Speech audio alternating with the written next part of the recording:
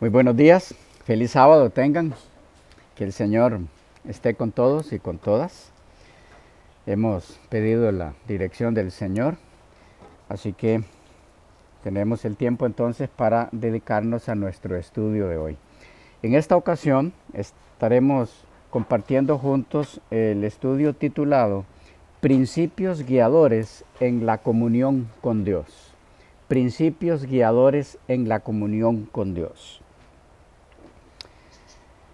Hay dos textos que quisiéramos utilizar a manera de introducción. La idea no es centrarnos en el análisis de esos textos, sino que nos sirvan de motivación y de introducción a este tema. El primero lo tenemos en el Antiguo Testamento, Salmo 25.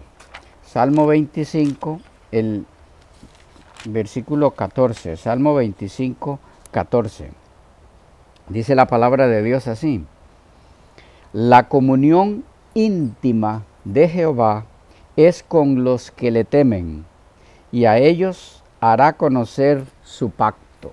Hay mucho aquí, pero como les decía, no vamos a centrarnos en el análisis de este texto. De paso lo vemos en otra de las series, si no me equivoco es en la serie Para que todos sean uno, de Juan 17. No estoy muy seguro, pero por allí lo analizamos en otra ocasión. Pero sí quisiera recalcar que dice aquí que a quienes Dios da a conocer su pacto no es otra cosa que alusión a su plan de salvación. A quienes Él da a conocer su pacto, dice, es a los que entran en comunión íntima con Él. Y los describe como los que le temen. Es decir, si vamos a ser de las personas que temen al Señor en el sentido positivo, y los que pertenecemos a su pacto, hemos de ser antes los que entramos en comunión íntima con Él. Y el otro lo tenemos en el Nuevo Testamento, en Efesios, la epístola a los Efesios, el capítulo 6. Efesios capítulo 6, versículos 17 y 18. Dice: y tomad el yelmo de la salvación y la espada del Espíritu, que es la palabra de Dios, orando en todo tiempo con toda oración y súplica en el Espíritu, y velando en ello con toda perseverancia y súplica por todos los santos. Hay una alusión aquí, entre muchas otras cosas que hay en estos dos versículos, al hecho de que hacemos nuestra la salvación de Dios. Lo mismo del Salmo que leíamos, cuando entramos en comunión íntima con Él a través de la oración. Lo que queremos, por lo tanto, en esta ocasión es compartir con ustedes algunos principios guiadores en nuestra comunión personal con Dios, que nos ayuden a hacer de ese momento especial algo lo más fructífero, se dice así, ¿verdad?, posible para nuestro crecimiento espiritual. En otras palabras, lo que queremos compartir con ustedes en esta ocasión, en estas secciones, es cómo hacer el culto personal en la forma más efectiva. No vamos a utilizar muchos textos y demás, sino que lo que vamos a hacer es algo 100% práctico. Algunos consejos, algunas sugerencias extraídas de la vida personal de este servidor, de los consejos y sugerencias de muchos otros que han escrito sobre esto, personas muy experimentadas en lo que es la comunión cristiana y que han plasmado en los libros, en folletos, en videos, etcétera, algunos principios guiadores que nos ayuden a hacer de nuestro culto personal, de nuestra comunión personal, algo de lo más efectivo posible para nuestro crecimiento. Igualmente, siéntanse libres de participar, opinando, preguntando, para que nos quede lo más claro posible. Igualmente, los que miran este video pueden hacerlo por los medios que aparecen en la pantalla. Bien, ¿cómo se hace el culto personal? Quisiéramos recalcar que no estamos haciendo referencia aquí al culto familiar. No, no es el culto familiar. Tampoco el culto colectivo, donde estamos con otros hermanos de la misma fe, alabando al Señor, estudiando su palabra. Todos esos son cultos, pero son diferentes tipos de culto. En esta ocasión estaremos refiriéndonos al culto personal. Usted a solas con Dios. ¿Ok? Y en esa dirección quisiéramos basar nuestro estudio de hoy en una frase que les animaría a que podamos aprender de memoria. Más que aprenderla, poder practicarla, pero es un poco difícil practicarla si no la aprendemos de memoria primero. En esa frase va a estar basada todo nuestro estudio. Dice así, para los que gustan anotar. Perdón. Un tiempo de calidad cada día a solas en comunión ininterrumpida con Dios. Ese es el resumen, la síntesis de lo que estaremos viendo juntos. Repito, un tiempo de calidad cada día a solas en comunión ininterrumpida con Dios. Iremos viendo cómo cada una de estas frases van siendo posibles en ese culto personal cuyos principios guiadores queremos estudiar hoy. Empecemos con lo primero que hay que hacer en ese culto. Okay, usted sacó el momento, de paso ese momento tiene que ser de calidad, un tiempo de calidad. Para que sea de calidad tiene que ser el mejor momento para usted, para que cumpla con las otras características también de que concluya en comunión ininterrumpida con Dios. Y aquí quisiera decirles que aunque la mayoría de los que se han especializado en este tema nos dicen que lo mejor es la madrugada, y pareciera ser que por allí va, en esa dirección es lo mejor. También es cierto que hay que tomar en cuenta que va a depender un poco eso de el tipo de trabajo de algunas personas. Por ejemplo, las personas que trabajan de noche, y algunos dirán, bueno, pero es que la noche no es para trabajar. Sí, está bien, es para descansar, pero hay algunos que no les queda otra. No han podido hacer de otra forma y tienen que trabajar la noche en vez del día. Entonces la madrugada no es la mejor hora para ellos, porque es cuando más cansados están, es cuando están terminando su trabajo. Y entonces alguna parte del día se convierte en la mejor hora para su culto personal, cuando ya su mente esté despejada. Entonces en algún sentido esto se vuelve un aspecto muy personal, un punto muy personal. Pero para que sea de calidad y que sea ininterrumpida esa comunión con Dios, usted necesita escoger el mejor momento para usted. ¿Cuál es el mejor momento? Usted tiene que crear ese ambiente. ¿Cómo? Asegurándose de que no va a haber interrupciones. Por ejemplo, debe desconectar teléfonos. Si es celular, apagarlo. Garantizarse que usted no va a ser interrumpido ni por el timbre siquiera de la llamada o de un mensaje, aun cuando no conteste, porque ya va a haber algo en su mente ahí.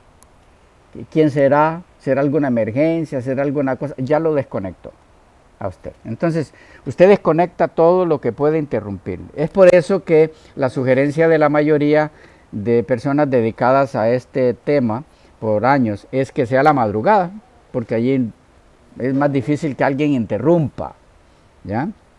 Pero bueno, usted puede armar su ambiente, el punto es que sea un ambiente ininterrumpido, donde sea un poco difícil que alguien llegue a tocar la puerta de su casa, porque esa es otra interrupción. No se puede prever ¿cómo decir?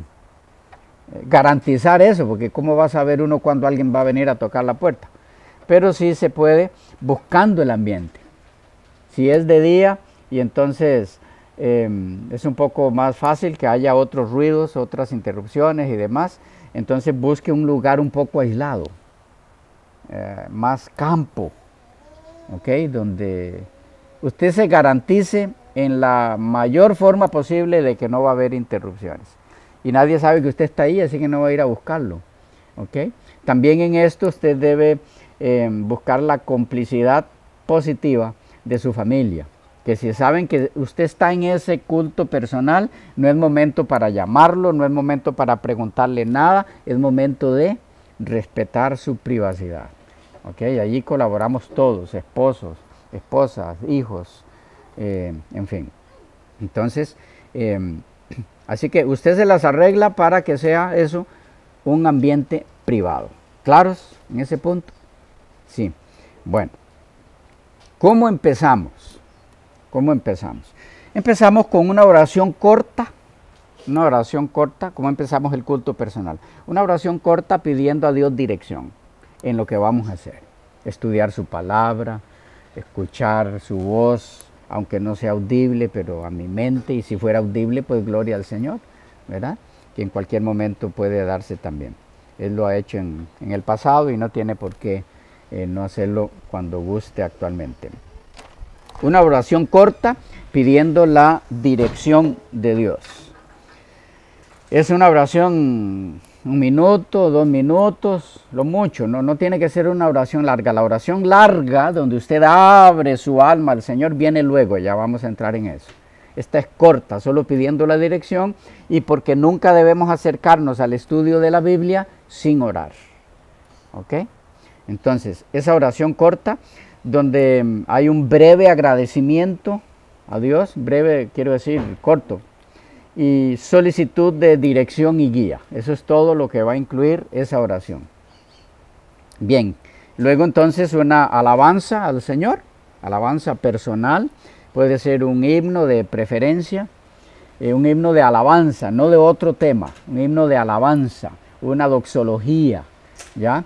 Ahora, si usted está haciendo esto en la madrugada, entonces tiene que ser muy cuidadoso, no va a cantar allí a toda voz que despierte a los demás y más bien incomode.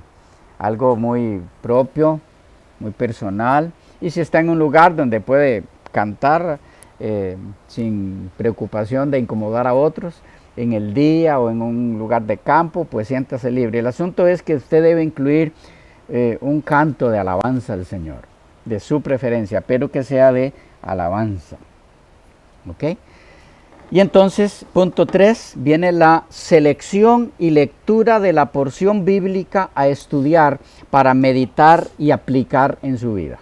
Repito, la selección y la lectura, después de seleccionarla, de la porción bíblica a estudiar para meditar y aplicar en su vida. Algunas sugerencias para esa selección de la parte de la Biblia que usted va a estudiar. Que sea directamente con la Biblia el estudio. Es decir, lo que usted va a estudiar en ese culto personal es directamente la Biblia.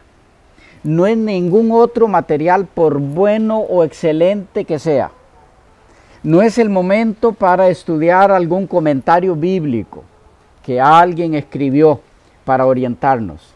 Y hay muchos excelentes de esos materiales. ¿Okay? Pero no es el momento para eso. ¿Por qué? Porque todos esos materiales son material en un sentido de segunda mano. No sé si comunico el punto. Fue lo que otro ya entendió de esa porción de la Biblia y lo está compartiendo conmigo. En un sentido de material ya de segunda mano. Yo debo ir directo para que el Espíritu de Dios hable a mi mente en forma directa. Debo ir directo a la Biblia. Bueno, si es un libro de la hermana White, la hermana Elena de White, hablo para el público adventista que pueda estar escuchando o mirando este video en algún momento. En ese sentido sí, no hay ningún problema, porque tanto fue inspirada ella a escribir los libros como fueron inspirados los otros profetas que escribieron en la Biblia. Entonces, aquí la única excepción sería un libro de ella, ¿ok? O la Biblia o un libro de ella, porque se van a dar cuenta que es imposible estudiar un libro de Elena G. de White sin estudiar texto tras texto de la Biblia, porque es lo que ella hace. La diferencia con ella es que sí, sus libros son un comentario a la Biblia, pero un comentario inspirado, si podemos decirlo así, ¿verdad? Eso es lo que lo hace diferente con los demás otros comentarios de otras personas que no tienen el don de profecía. Espero haber aclarado ese punto. Con un libro de ella sí, usted puede dedicarse al estudio personal o con la Biblia. De todas formas, cualquier libro de ella que estudie lo va a llevar permanente y constantemente a la Biblia, así que a la vez está estudiando la Escritura. Hay una mano aquí. Sí, pastor, es una pregunta en relación a esto último. Hay libros de la hermana White que son recopilaciones por parte de, qué sé yo, del Centro White. Entonces, posiblemente una recopilación de esas, las citas van a ser cortadas, o sea, no van a estar en todo su contexto. Entonces, ¿qué tan conveniente es leer un libro que ha sido recopilado por otro? Sí, muy buena la pregunta y muy al punto. Es muy posible que en algunas de esas recopilaciones esté haciendo falta algo de lo que estaba antes o después de esa cita, del contexto, para entender qué fue todo aquello a lo que ella se refirió con ese punto que está enfocando. Y la persona que hizo la recopilación tal vez cortó donde no debía la cita. Y en ese sentido, lo mejor, si usted escoge un libro de Elena de White para su culto personal, que sea un libro que no sea recopilación. Patriarcas y profetas, profetas y reyes, Deseado a toda la gente, Hechos de los Apóstoles, El Gran Conflicto, Primeros Escritos, hay muchos, ¿no? Testimonios para la iglesia, sí hay muchos que son corridos, pero hay otros que son recopilaciones. Está El Discurso Maestro de Jesucristo, un libro corrido. El Camino a Cristo, todos esos que no son recopilaciones, sino que ella los escribió de principio a fin, la totalidad del libro. Gracias, esa es una intervención muy al punto. Bueno, usted escoge la sección que va a estudiar, pero si va a ir entonces a un texto de la Biblia, que sería ideal, entonces debe asegurarse, para el mayor beneficio en ese estudio, que sea una porción completa. El texto que usted va a escoger para estudiar, la porción bíblica que va a escoger para estudiar, usted debe asegurarse que sea una porción completa, es decir, que esa porción inicia y termina. Para eso, usted tiene que asegurarse, ya eso usted lo ha hecho antes de este momento del culto personal, ya usted lo ha hecho antes, porciones de la Biblia desde su inicio hasta el final, para que no estudie algo que sea un relato cortado. A veces si nos guiamos por los cortes, las divisiones que están en algunas versiones de la Biblia, siendo que estas divisiones en capítulos no son parte de la inspiración de la Biblia, a veces no se hicieron en la mejor forma y están cortados donde no deben, o empiezan donde no deben, ya había empezado antes ese relato en el capítulo anterior, o termina donde no debe. Entonces usted tiene que ir haciendo eso antes de que se dedique a este culto personal, teniendo algunas secciones de la Biblia ya estructuradas, seguro de que aquí comienza y aquí termina. Tiene el paquete completo de ese relato, de esa historia, de ese episodio, lo que sea. ¿Okay? Claros ahí, que la porción que va a estudiar sea completa. Ok. Bueno. Otra sugerencia en la escogencia de esa parte de la escritura es que esa sección de la Biblia que usted va a estudiar sea de naturaleza simple, no compleja. Es decir, que sea mayormente una sección histórica, narrativa, preferiblemente no poética o sapiencial. Eso es de los libros sapienciales. Son los Eclesiastés, Proverbios, Salmos, Cantares, que son más poéticos y sapienciales, que tienen que ver con la sabiduría que otra cosa. Hay algunos de esos que tienen su problemática porque tienen sus normas propias para poder interpretarlos bien, ¿ok?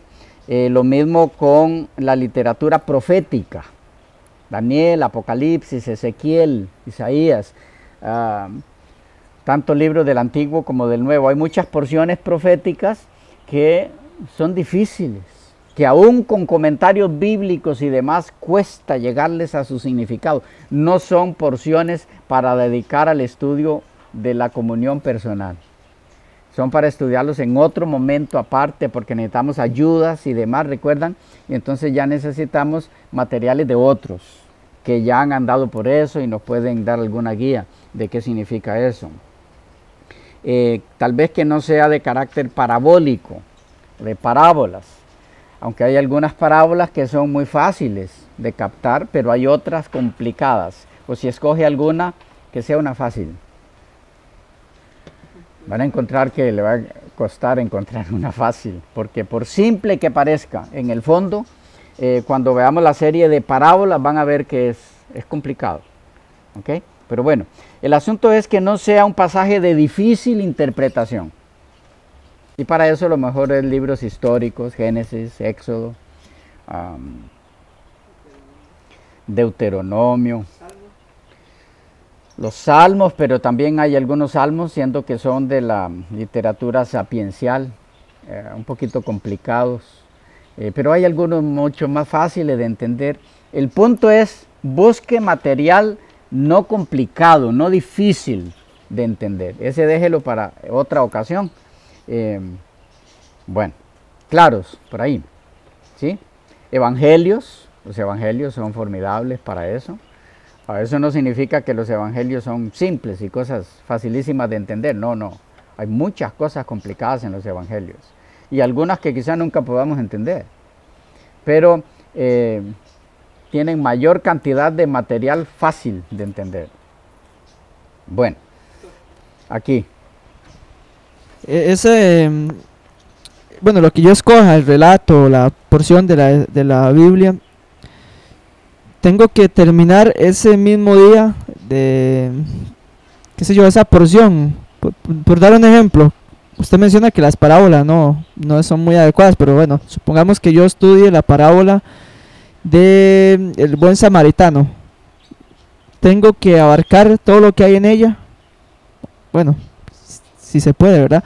Pero bueno, abarcar ese mismo día todo esa porción, o yo puedo dejar eso para otro día. ¿Qué es lo recomendable? Eso va a depender. Lo recomendable es iniciar y terminar. Es decir, completar el estudio. Pero depende de la profundidad con la que usted tome la porción que está estudiando. Le va a llevar más o menos tiempo. ¿Ya? No hay ningún problema si no lo termina ese día. El punto es que usted no deje ese estudio troncado. ¿Entendemos troncado? Incompleto. Mañana lo sigue, pasado lo sigue, hasta que terminó todo. Pero no estudia una porción de esa parábola que escogió y mañana escoge una sección de Génesis. No, ahí se le va a hacer un asunto complicado en su crecimiento espiritual. ¿Ya?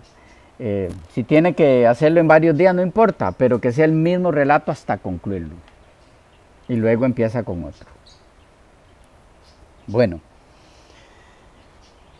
Algunas preguntas a hacer a la lectura seleccionada. ¿Se nos fue el tiempo? Ok, continuamos en la próxima sección.